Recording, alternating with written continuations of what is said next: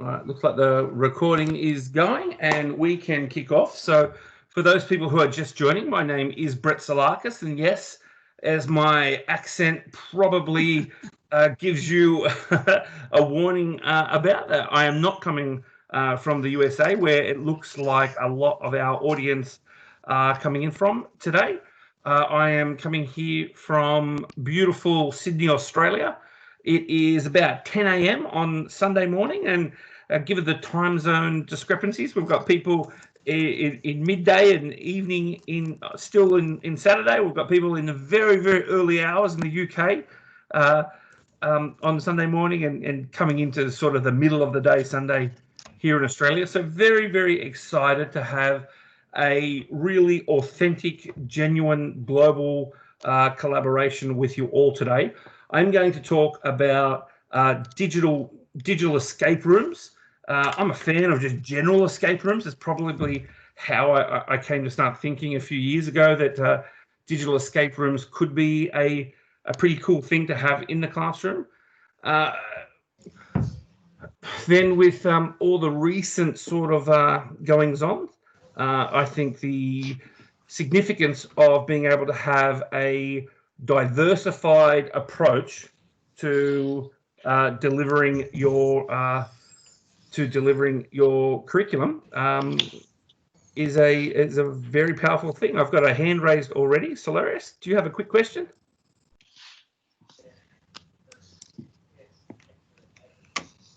Oh, Salakas, did you want to ask anything before I start? No. I saw that hand get raised there. That's all. Yeah. Just playing with the tools. Yeah, that's all. Yeah, no problem.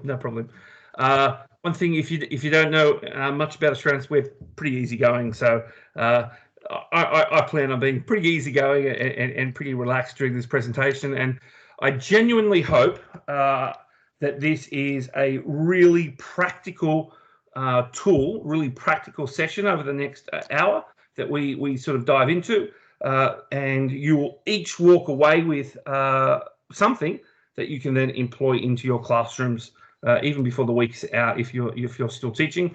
Again, obviously we all come from around the world, so some countries just starting teaching. Australia obviously about 14 weeks into the new academic year. And I know some places on the other side of the world actually coming to the conclusion of the year. Some of us entering winter like I am, some of us entering summer like a lot of you are. So we'll have a lot of fun. What I'd like to do is actually share my screen, and I will get going with my PowerPoint. Are you all able to see my PowerPoint? Can anyone confirm for me, just with a bit of audio? Yep, see it. Brilliant. So obviously my name is Brett Salakas, and we are all here as part of the Global EdTech Academy, and hopefully ready to learn something cool. Let's get going. So what is a digital escape room? So a digital escape room is really, for me, it's just a pedagogical technique in which we can actually deliver our usual curriculum. We actually just wrap it and deliver it in a different way. Effectively, we have a series of lessons or a series of activities, and each activity is password locked, and the student isn't able to move through the sequence of activities until they have unlocked the previous sequence. So you can control the flow of learning. You almost have those learning dependencies. You need to understand this skill. You need to demonstrate knowledge here before you can attack this next piece. There's no just going forward quickly and jumping at the ending straight away. So it's a very useful tool in all sorts of digital inquiry. I've been using this for years. Obviously, with the way the world is at the moment, we're all looking for flexible ways of delivering our curriculum. And this particular technique lends itself to being particularly flexible, because students can work through the task at their own pace, and teachers can have certain check-ins and control how passwords are given out. So you can set up something where just by answering a question at the ending of an activity, finding out what that question is, finding out that piece of information, maybe doing some sort of comprehension activity, the first letters of all 10 answers give you, if you can get the answers correct, the first letters of all of them, that's the password for the next section. So the students have to ensure accuracy of understanding, ensure accuracy of knowledge, and then they can actually work through it at their pace. Or what I really like is sometimes you can actually put a stake in the ground as a teacher and say, you will send me this artifact, you will send me this piece of work, and if it comes up to standard, if it meets what my expectations are, if it's the quality that I would always expect or the quality that I demand, then I'll actually email you the password and you can start the next task. So you've got that personalization of the speed at which students can move through the work, but you've also got that quality control and that insurance of the curriculum being followed by having these check-in moments with the actual teacher.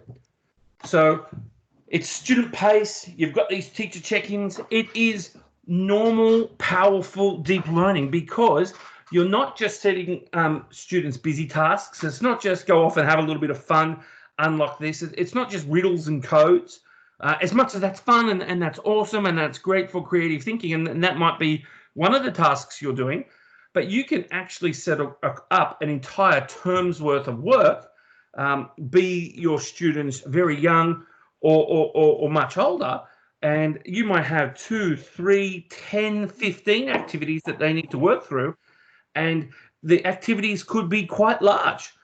It might be that they have to create a whole digital artifact of a piece of work, or write an entire essay, and they only unlock the next activity when you give them that password, when they have met the quality assurance. So that gives you that moderation of the quality. So it lets the students work through their work in a way that suits their needs, yet it lets the teacher at the same time make sure you've got correct, appropriate delivery of curriculum, deep, challenging, rigorous activities, and that the work that the students are producing is of the appropriate standard, and otherwise the students can't progress through the task. So it's pretty cool. Now, I like to think of it. I'm going to go just down a quick rabbit hole. Give me 5 minutes to explain my ice cream metaphor for this. So good pedagogy is like eating ice cream. We all love ice cream, right? We all love, especially when we were kids. How good was it when you came home from school and mum or dad on a Friday night or a Saturday night, mum cracked open some ice cream and you got to have a couple of scoops of ice cream and watch a movie together, or maybe you went out for dinner and you were lucky enough that, wow, you actually were allowed to have dessert. What a bonus. So it's always good to have ice cream. And when I was a kid, what was even more special was when those really, really special occasions, your birthday or something special, you got Neapolitan, the 3 different flavors. How good? Chocolate, vanilla, raspberry, strawberry probably. It was different, it was special, it was memorable. So you had this normal treat, plain old ice cream, great, love it, it's fantastic. But you could mix it up a little bit and have something a little bit special. Can anyone, if you're brave enough to unmute your microphone, anyone happy to share a memory of, can anyone remember getting Neapolitan, or what flavour was your favourite when you were a child? All of them. Strawberry was left Chocolate. for us every time. Strawberry was left at your house? Oh, it has to be Hokey Pokey for me. Oh, Hokey Pokey. How good's a little bit of Hokey Pokey? Hokey Pokey, that's the one with the honeycomb? You'd call it honeycomb. Yeah. Ooh. Gotta love it. Gotta love it. So I guess what I'm trying to say is ice cream has always been delicious. Ice cream is fantastic. Plain ice cream, great. No kid is ever going to be upset with getting ice cream. And then sometimes you get a little bit special and you get this, the extra 3 flavors. So it's just like learning. Learning has always been important. There's always a baseline of good pedagogical practice. The vanilla ice cream, you can't undo that. Vanilla ice cream, solid, good, no one's ever going to knock it back. Make things a little bit special, add in a few extra flavors, and it becomes even more memorable. It's a special occasion. It's something even, something more engaging. But now, with all of our tools, with all the digital tools, we can actually set up learning to be a bit more like Ben and Jerry's.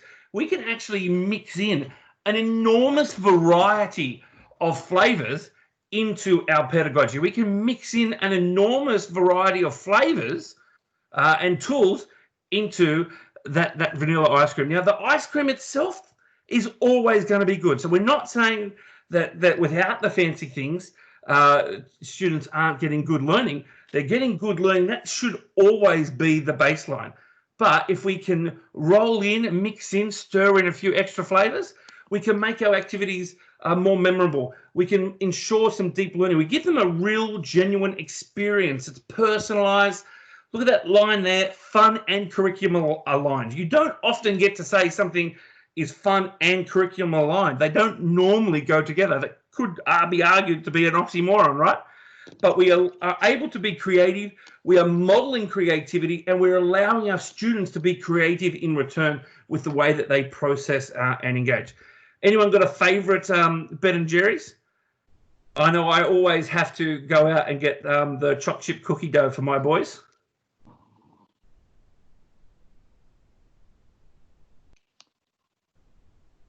No hardcore Ben and Jerry fans in the audience? Chunky Monkey's good. I agree with Gregory. Chunky Monkey. The half-baked one's pretty good too, actually. I have to actually dive in next time I get over to America when all these travel bans are lifted. I'll have to get into a different variety. We only have we've only just started getting Ben and Jerry's in Australia for the last few years, and we only have a handful of flavors. So I'll have to dive in a little bit more. But I think you get the metaphor of what I'm trying to say. So our learning is always important. Quality pedagogy is always important, but with a digital way of delivering our learning, particularly with this technique, we're able to mix in a whole bunch of other flavors that just take something that is already good and makes it even better. Now, the beautiful part of a digital escape room is that you don't actually need to physically be there driving the lesson. You are removed from you are distant. You're an arm's length away from the child where they're working, which makes these unusual set of circumstances that we find the world in now. It makes this particular tool very, very useful in this time period. So I like this Maria Montessori. We've all heard of Montessori schools, but I like this Maria Montessori line. I think it's very, very applicable to the concept of digital escape rooms. The greatest sign of success for a teacher is to be able to say, the children are now working as if I did not exist. You have set it up. You have done the hard work. You have put all of the pedagogy, all of the curriculum, all of the deep learning in place. Now the child is actually able to go and move through that because of the scaffolding that you've set up. And you've got checkpoints in there to ensure that they're meeting the quality that you want. And because you're actually there not giving direct, explicit instruction, you are able to actually have that one-on-one time and be even more explicit with your personalized instruction with either an individual student or a small group of students. So rather than teaching to explicitly talking to the whole broad group at one time, you can really laser focus in that explicit instruction right to the students that actually need you at the time when they need you. The digital escape room, I kind of came up with the concept several years ago. In fact, I actually presented at ISTE about 2 or 3 years ago on this concept.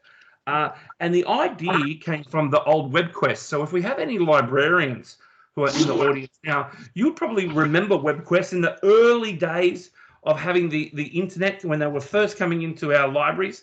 WebQuest were very in vogue. Effectively, late 90s, early 2000s, students would have a series of activities. Usually you'd get a printout on a worksheet. The kids would have to go to a specific site that would do the activity. Someone's got an aeroplane or something. I might get you to go on mute if you've got that plane flying near you or that lawnmower or whatever that was. The students would go through, they'd complete the task, hand in a worksheet. They got the information from the web.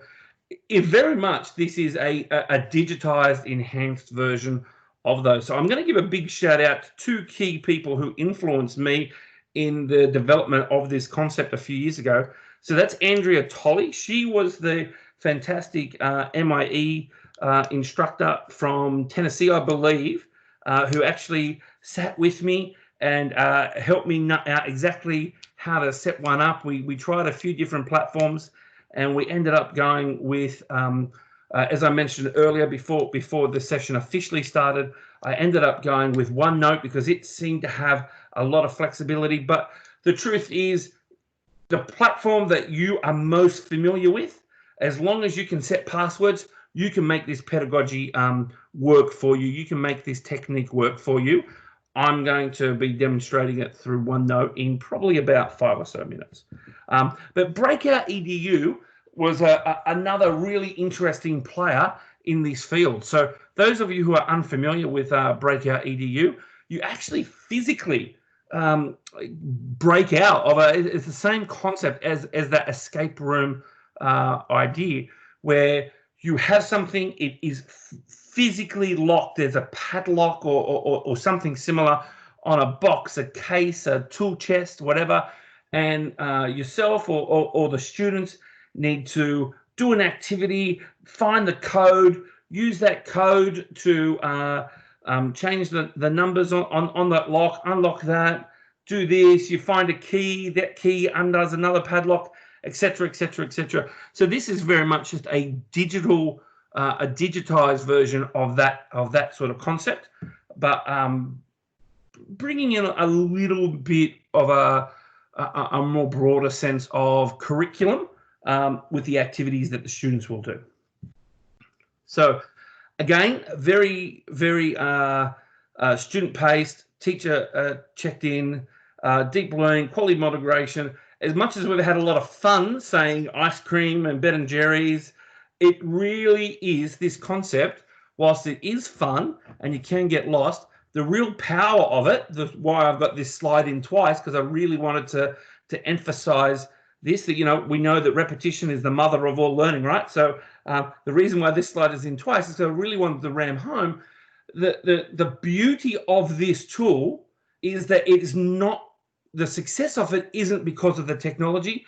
The success of it is because of the teacher knowledge, the actual activities, the deep learning that the teacher can build into it allows this to be a genuine quality learning experience for the students. It puts the teacher skill set, that the quality of the learning front and center to benefit the student.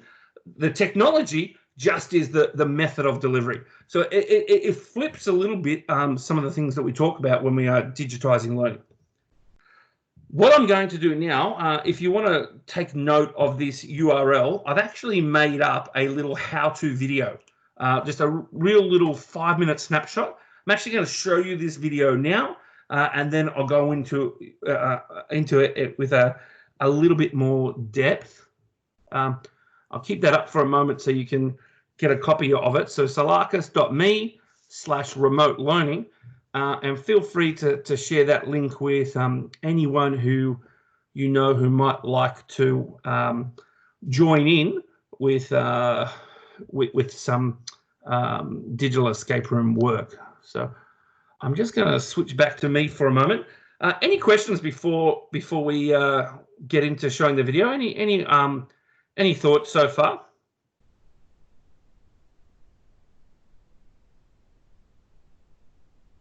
all in stunned silence. The having everyone on mute sort of has that delayed effect. What I might do is show the video and then show some examples, and then we can get into some conversation a little bit later on. Let me bear with me for a moment.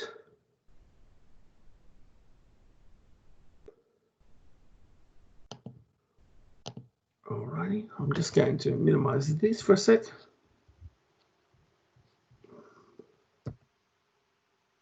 Well, dear me. Give me one moment, sorry. Just flicking between a few things.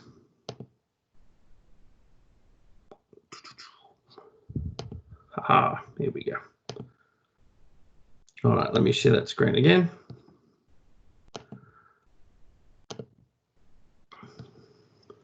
All right. Can someone give me confirmation that you're able to see this YouTube clip at the moment? Yep, I can see your amazing face. Yep, I see you. Oh, it's a handsome face too. Look at that. I need to shave just as bad there as what I do right now. All right, let's. I hope I've got the video, audio done up correctly. In Teams, if you want to share video, there's a little button that you just need to click to ensure that the video comes through. If the audio isn't coming through, just let me know and I'll go back. But I'm pretty certain that that's there. G'day everybody, Brett Salakas here. I am going to share with you a how-to video on how to make a digital remote learning lesson, a digital escape room. I hope you find it useful.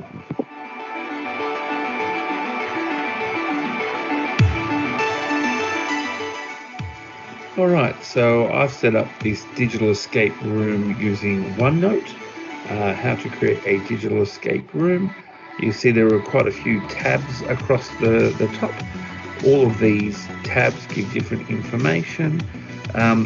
Starts with a welcome, and you can insert different things. Insert audio, video there. So you just click up on insert. You just drop it in you want. I find it very reassuring if students get a new video or a audio from you, they hear and see something that looks familiar. Big thank you to Andrea Tolley, who helped me be able to do this a few years ago. Thanks, Andrea. You were the one who showed me how to use OneNote to be able to adapt to digital escape rooms, and I appreciate your help. See here, I've got a question. Who was the co-founder of Breakout EDU? The Breakout EDU is very much linked to the escape rooms. You see, I've got this question down here. Using these questions, the answer to this question actually unlocks the password of the next tab. So students will click on a tab, they'll be prompted. You can set these passwords. You just double click on the tab, a password protection option comes up. You click in there. I've already got this one set there, so I had changed password. You type in, I was asking there, who was the person who founded Breakout EDU? Adam who, or co-founded anyway, Adam Bello. Type in Bello, unlocks his clustered activities. Here I have several activities, even potentially an optional extra activities. This way students can choose the pace of their learning and have extra learning if they want to go a little bit further. This can last several hours or even several days. They then create a slide deck usually, or a video, as a digital artifact. They collect that artifact, that slide deck, that video, email it back to you when you receive it. You email back a password. That password enables them to unlock the next tab. You can see there I've got a tab set here. This time I've got an individual activity. You know, several individual activities.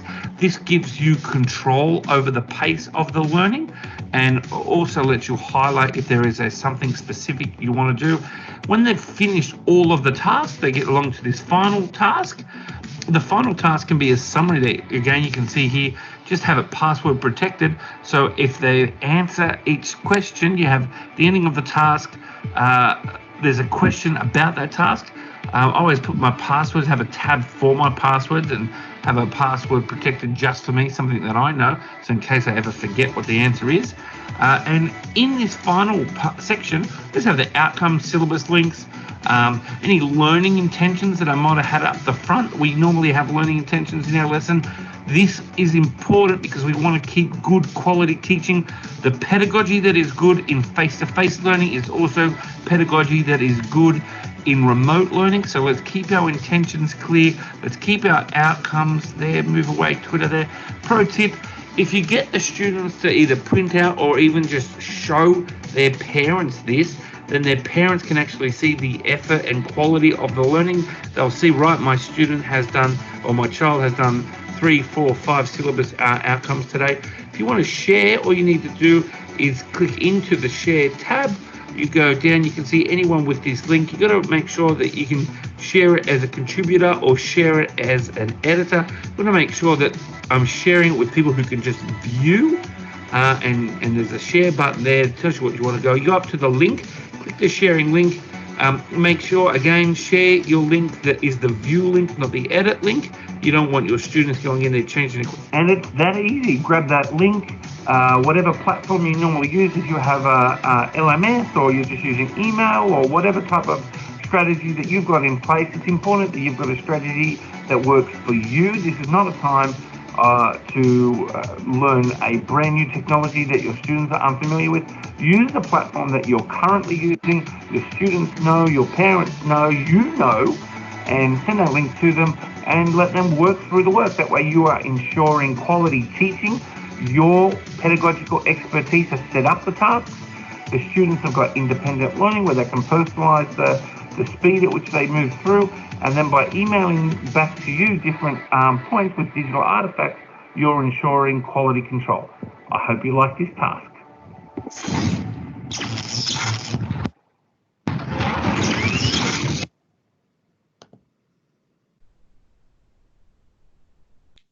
All right, there we go. And I'm back. So hopefully you found that video a little bit useful.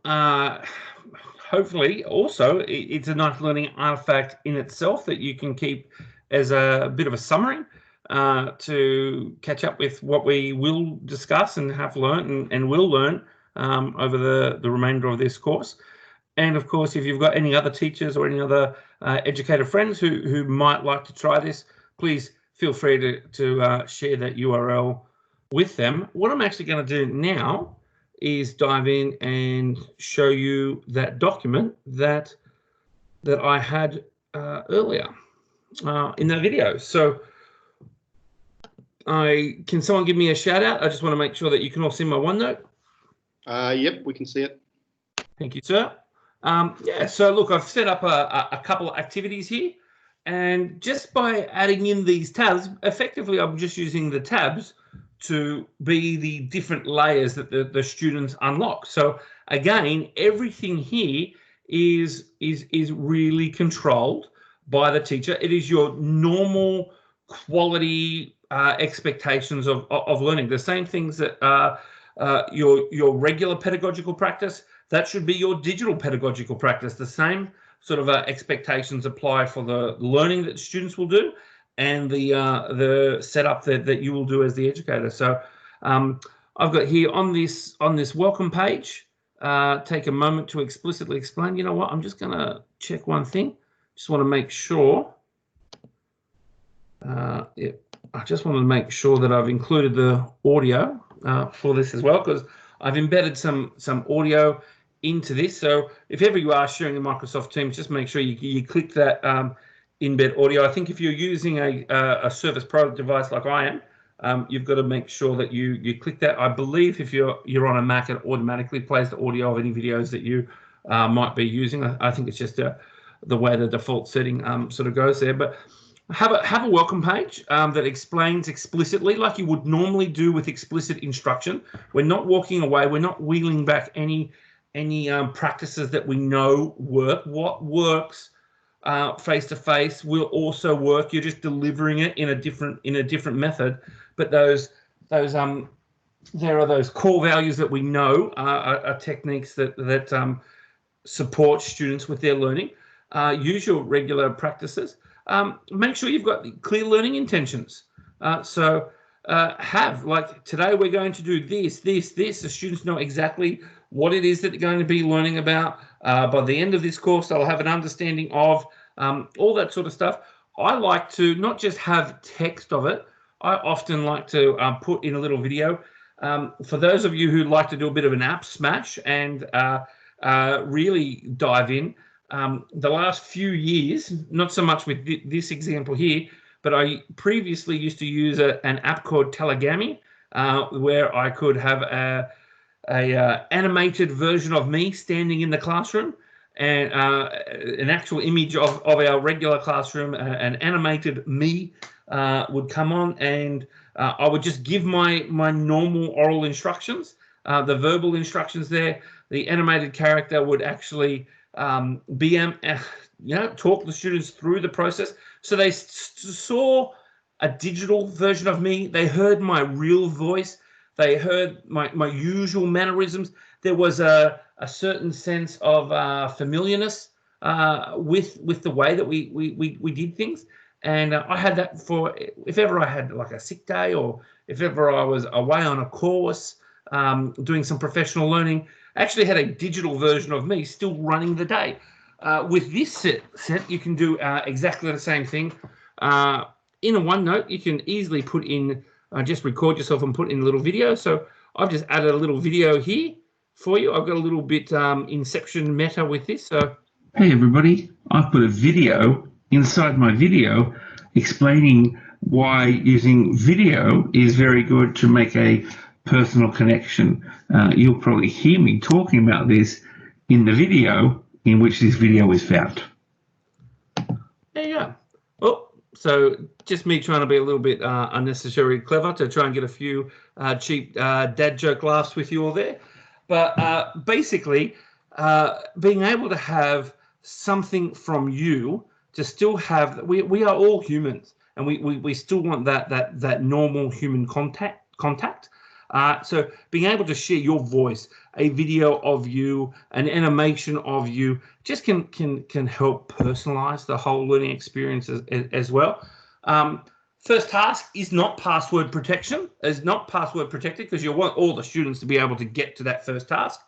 So obviously good pedagogical practice includes engaging students. We can have multimodal sort of thing. So for this activity, I've got a YouTube click here. This one was actually just a quick YouTube linking off to a video about Breakout EDU, and I wanted to make sure I gave credit to them and credit to Andrea Tolley, who both sort of influenced a few years ago, influenced my I guess intellectual development of the concept of digital escape rooms. I won't make you do the task, but the question here, after watching the video linked above, or Googling the information if you need to, what was the name of the co-founder of Breakout EDU, whose first name is Adam? Does anybody know? Adam, anyone want to do a quick Google? Who co-founded Breakout EDU? First name Adam, second name starts with B. For those of you who Bello. Bello, very good. Adam Bello. So, correct. Well done. Gold star. So if I go to the next activity, I can't do it because I've got the activity password protected. But if I look down that first task, after watching the video linked above, Googling it, use the last name as the password for our clustered activity. So if I go to our clustered activity, so here I could just have a single activity. This is a demonstration of how you could do just a little bit of front loading of information if you're doing a digital inquiry, or just a straight up comprehension task. Read this, what's the answer? Straight up comprehension. What did you get? Did you get this fact from that? The fact here is what is the name of the person who co-founded. We had Bello. So if I go into the clustered activity, I click here, Bello, and type that in, bang, activity opens up. Now, good tip for everybody, have a password tab. As you're setting these up, have a password tab, and then you could have all of your activities, or the password for your activities in that tab section, you'll need to actually put a password on that one, be something that you know that's familiar for you, a password that you're never going to forget. But that way, if ever you get stuck, and you go, what was the answer to that obscure question I wanted the students to figure out? Just a little bit of a rookie error sometimes if you haven't actually tracked your password. So pro tip, just have a tab there of your passwords. I particularly like this, and this is more in that style of that library web quest approach. So we might have, say, 3 activities. You're going to do 1, 2, and 3. An optional extra for early finishes, or an optional extra if I want to differentiate my work for some of my students in this class. I could have the black diamond activity, and you can message people on the side there and say, hey, I expect you to do the black diamond activity, or I expect you to do the ruby square activity, and that way you can dial up some of the activities. You can dial down some of the activities if needed. You can enhance, make them more difficult. You can simplify. This allows you that differentiation. So all students are able to participate in the same activity, but you're making the learning accessible for every student in your class just by simply having some variance there and being able to message the students and say, for you, the clustered activity, you're doing the black diamond one. No other student would know, but they're still actually going in the normal learning. I like here, create a digital artifact. This is one of my favorite sort of things to do. So if a child might do activity 1, activity 2, activity 3, and potentially the optional extra activity. So then how do I want to individually check all 4 of those activities? Well, I make them do some sort of summary activity where they piece together all of their learning.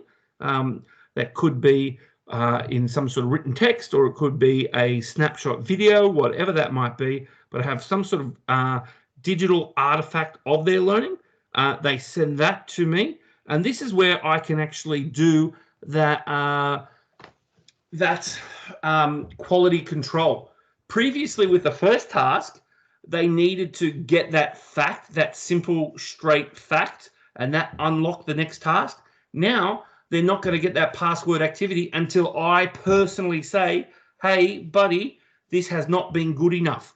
I expect you to go back. I expect you to ramp this up a little bit. I expect more quotes from the text here. I expect you to go through and fix up your grammar.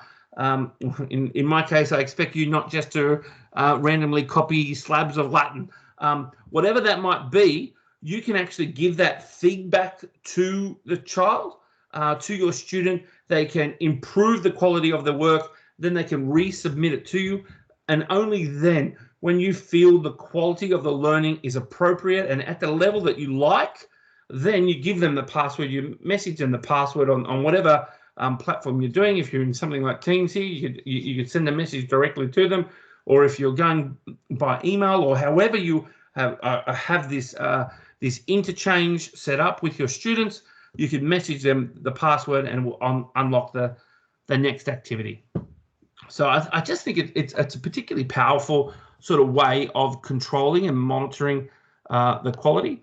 We've got some different tasks here. I think I showed you there that you could go back through, and for the final task, you might be able to show students a print off. Congratulations, you've done all of this. Let me shortcut, and the final. Oh, there you go. The final activity, final password was final. You might be able to have something there. Congratulations, you've got to the end. Here are our curriculum outcomes that you've met. Here are the activities that you did to get to this part, and you could print this off. I know I used to teach in Singapore. We called it learner training. At the conclusion of all these sorts of activities, we had an actual documentation of this is what I learned in this period of time. So students and parents were very well informed about what had been done, what work you had done. So it's like reinforcing that learning there. So that's that. We can have a little bit of live fun right now before we get into some question times. I think we've got about 15 minutes to go. So bear with me. We'll do some interaction for about 5 or so minutes, and we'll have about 10 minutes of questions. This is what I'm aiming for. I'm very excited that we're actually running on time, and I appreciate everyone who has been tweeting out. I've noticed that my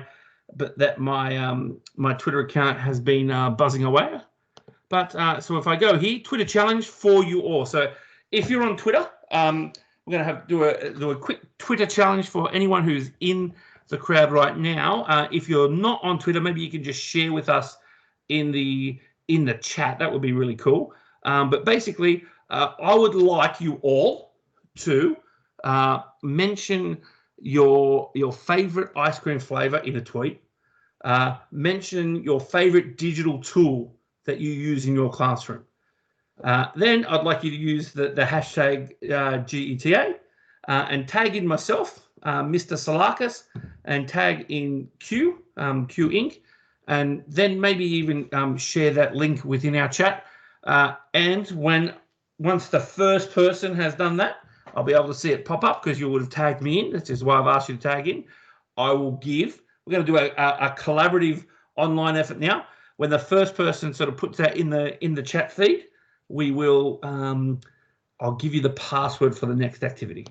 So a little bit of an interactive thing. We've got 2 interactive tasks to do, and I'm actually going to give everyone here a gift in a little while, something that you're going to hopefully enjoy and pass on. So get that tweet out. What was your favorite ice cream when you were a kid? What's your favorite digital tool? Michael Harvey, Dr. Michael Harvey, nice and first, hokey pokey, Flipgrid, and we are learning digital. We're learning about digital escape rooms. The man is quick, very good. So thank you very much. So we've got digital. What was your favorite ice cream? What's your favorite digital tool?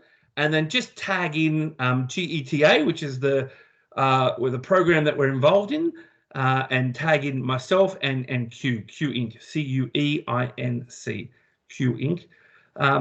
But look, super happy to be able to do that. And yes, Janetta, more than happy to share a copy of my OneNote with you. Lauren Shepherd, favorite ice cream, coffee, buzz. Ben & Jerry's and Flipgrid again. So looks like we've got a few Flipgrid fans. Here's where I get to be a little bit nice. Now, I am a slight space nerd. Sharon, it's okay. Sharon, see a fellow Aussie asking the question, GETA, Global EdTech Academy, GETA. Andrea Tolley, I can see you. And hopefully you were here earlier. So I just noticed that Andrea Tolley is in the chat. I gave you a little bit of love earlier on in this presentation, Andrea. So you were able to help me shape my understanding of OneNote and digital escape rooms.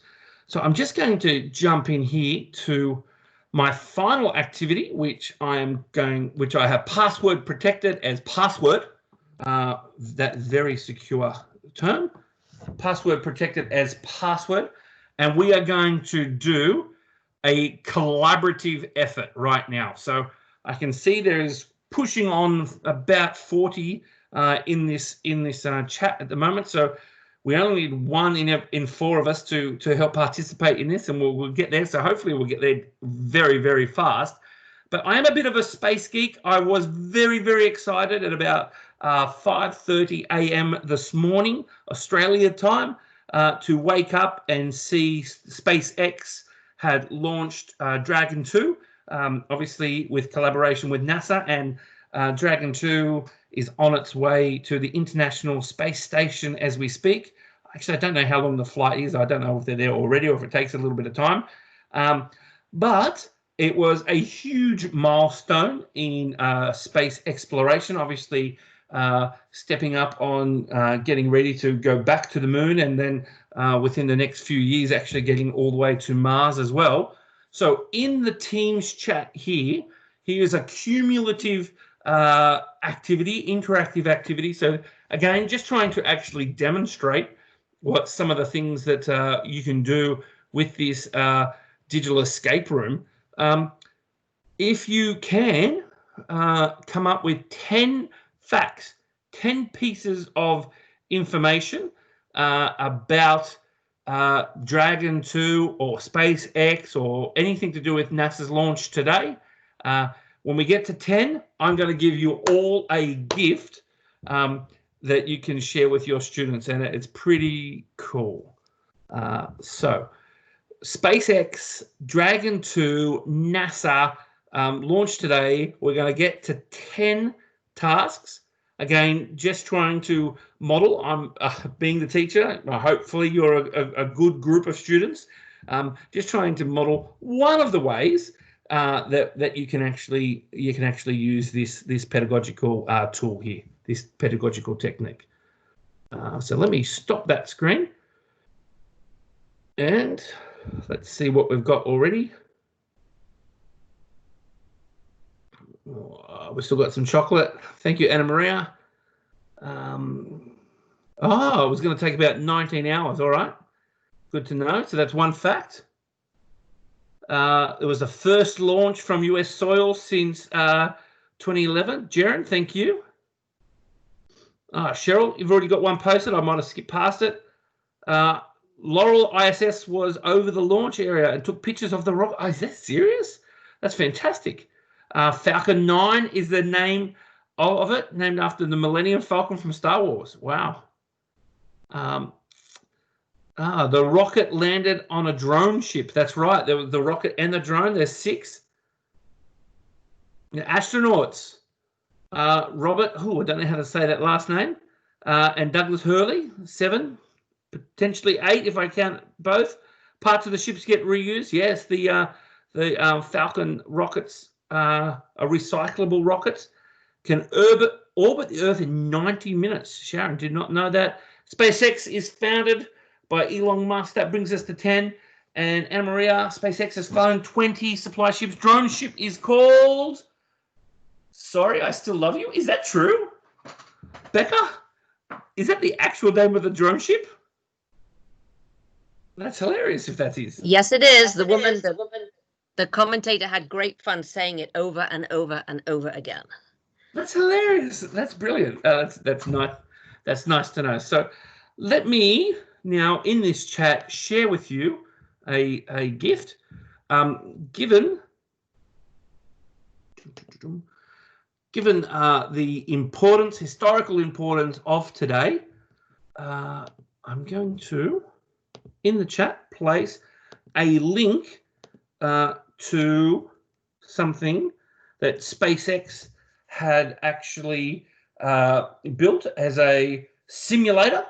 It's actually the simulator of Dragon 2 docking with the International Space Station.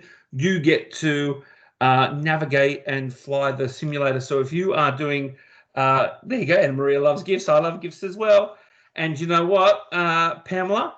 I'm a big fan of Disney's Hercules. I think it's one of the most underrated Hercules movies there are. Disney movies that there are. Big fan of that. But it's a really, really fun sort of.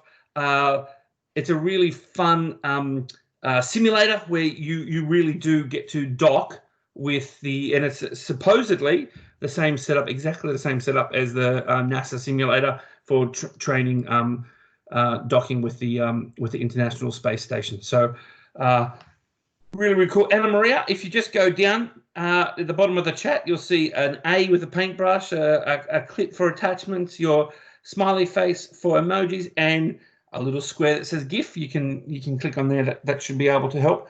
So look, that's the formal end of my conversation.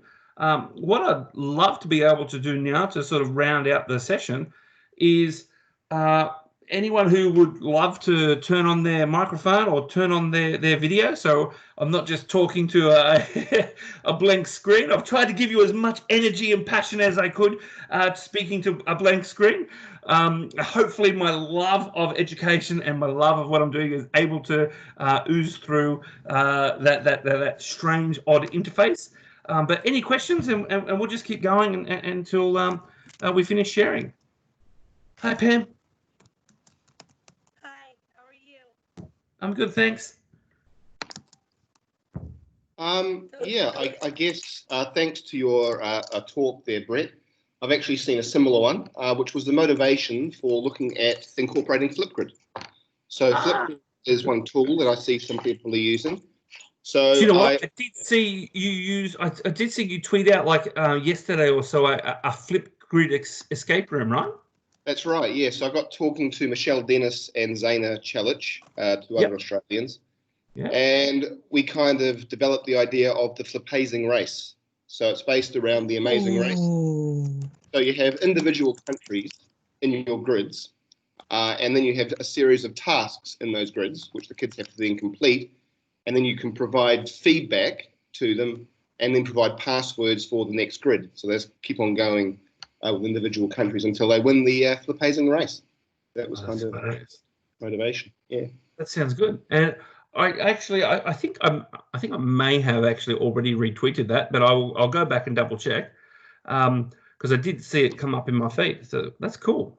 That's a nice one to share with this group of people who are interested in digital escape rooms. That's a perfect one. Sharing is caring. Sharing is caring. That's what we're here for. Pamela or Pam? What do you prefer? Pam. Hey, Pam. How you doing? I'm fine. How are you? Did you want to share something? Well, I guess, my concern is that we don't know what's going to happen in August. And usually we start our science with properties of matter. And clueless as how, whether it's going to be, stay in class for 2 days, be online for 2 days. And I want to try, I was intrigued by what you said about making almost like a whole term. I don't want to do it that big, but maybe a whole unit. And properties of matter, something that even though they don't have the tools, like the graduated cylinders or the triple beam balances, there are ways that maybe they can do things at home that maybe, and that's why I said maybe put almost like a bingo card in the activities, where this way, if they do 3 or if they do 4. And my big thing was, even though everything we did for the last 9 weeks of school was pretty darn easy, most of the text messages I got were, how do I get into this? And I was just literally, they're going, I'm going to have to kill someone, because the directions were there. I wrote it. I even said, please read it, because, don't text me, but they did it anyway. So do you know what? That's actually why, that's one of the reasons why I like having that little video. You know how I showed that little video at the start of it? So the kid actually can go back and just play your instruction over and over. We did that? No. Yeah. No. Okay. No, they kind of ignored that too, because I would say, all right, to make a copy of this file, I made a screencast file saying, this is what you do. And they just like blew past that, and they'd be like, I need access. And I'm like sitting there in my house going, I'm just going to have to shoot somebody. So, but I do like the idea of doing something with, because they loved, it's like the quote you put, they loved the digital escape rooms that I used with the other platform, GC. And they loved that. And again, I didn't have to do anything because they worked together and they worked collaboratively. And I was just like, if you have a question on a question, I'll help you out. And they got it. And I used it as a good at the end. Yeah. And that's the best part too, is because you can actually make, when you get to some part, you can actually make a group activities as some of the stages. And that whole conundrum that you just said of, you don't know what's going to be like in the future. This is why I like this particular tool, because it is so flexible. It's kind of irrelevant where the students are. If they happen to be learning from home, fine. If they're doing the same task but in your classroom, also fine. Right. The task is not reliant on the location. The task is not reliant on so much of the technology, but it's the quality of the task. The teacher's skill is still foremost within the activity. It's just the actual platform that you're delivering is built around it. And the hard part for me is because my first 6 to 10 weeks of school is very hands-on. You're going to find the volume, you're going to find this. And so we can do density, we can do solubility, but it's things like the volume and the mass that they just, mass and matter, they just think it's the same thing. And they are on those silly tests, which I pray we don't have this year, come next May. But it's just a situation where I'm thinking about using, measuring cups. I mean, measuring cups, like the big ones that you pour rice and stuff and coffee, whatever. Not the cups. No, because they're not going to have those okay, I'm drawing a blank. Measuring cups. Measuring cups, the big ones.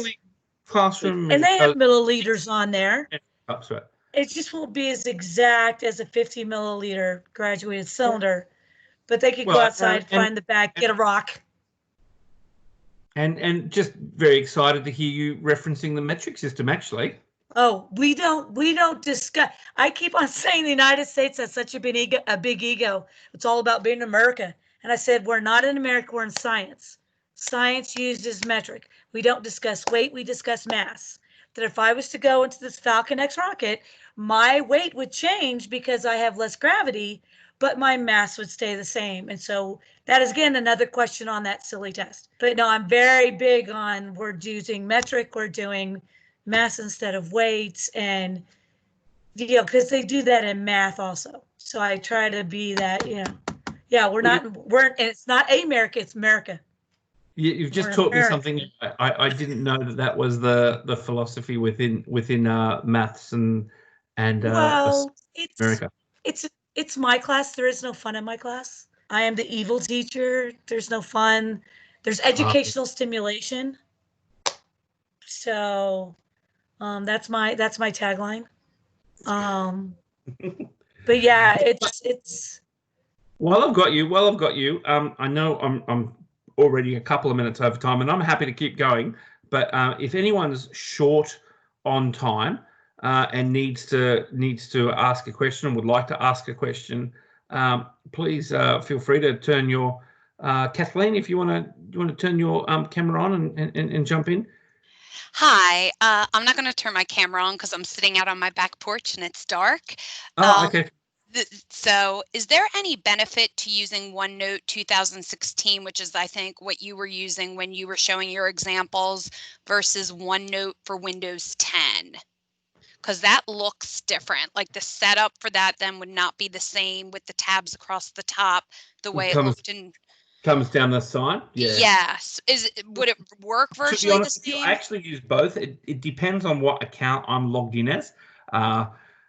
So I can't remember. Well, I've obviously got my personal 365 and the education system that I work with, their account, and I've got different versions.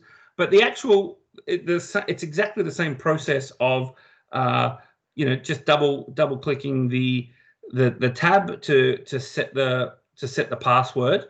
As long as you can make the tab and set the password, then the actual interaction is the same. And again, that's why I really like this concept, is that it's very open to any platform that you can set passwords on. You can actually make a digital escape room. I think before we started the recording, before we officially started it, I said even you could get a USB and just have a normal file and just actually password protect some folders and some Word files, and you effectively could hand over a USB and have a digital escape room in that. It's just that I happen to prefer. I quite like using OneNote because of that's the way I learned how to do it. That's the way that I started playing in. So I've refined my skills with that, and it's met all the needs that I've had. But I have used both versions equally successfully. Pros and cons for them. I'm probably not skilled enough to know this version has this version has that. But from a digital escape room, I've used both. I've had no issues. Okay, thank you. Yeah, no worries. Is there anyone else? No. Okay. Well, I could circle back to Pam if Pam, if you want to continue the conversation, or I've never used OneNote. Michael. Yeah, Michael. Go, Michael. Go, Michael. I'm not going to say. I'm just feeling the pain of mass and weight with Pamela. Yes. Oh. Oh, yeah. My mass is 15 pounds. I'm like, no. Yeah. I mean, the advantage of this approach is that it can use a number of platforms. It doesn't have to be OneNote. You can apply it in very different contexts. Yeah. And my I was wondering if Angela, Andrea. What? I was hoping you were going to be here because I figured you would probably be able to give me a direct answer about the OneNote versions. Okay. In-house MIE specialist right here. Here we go. Well, they were going to do away with the 2016, but they got a lot of I guess pushback from it, so they're not going to do away with it now. So you really can do either version that you want to do with that. So yeah. It depends on which so you got the version flexibility that you of prefer. Either one that you prefer using, go with it. I didn't hear all of her question though. She asked which one was better, the OneNote 2016 or the other one that's with the Microsoft. The app. Okay. Yeah. I can't say really. I use them both. But I thought that the 2016 was going away. So I started using the other one just because I thought that they were good, because they were saying they were going to do away with it. But then they backed up and said that they're not going to do away with it. So I got used to using the other one. But as far as features and what they do,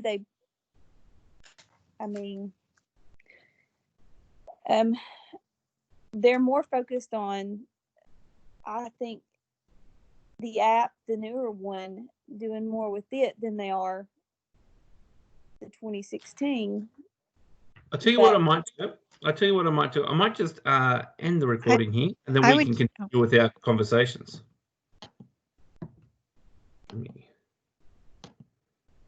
My concern is that they're just barely learning Google. And I would say Teams, the adults use. I'm sorry, I didn't mean to interrupt. Oh no, sorry. I think I there was a delay and I didn't hear you. Sorry, go ahead. No, I guess my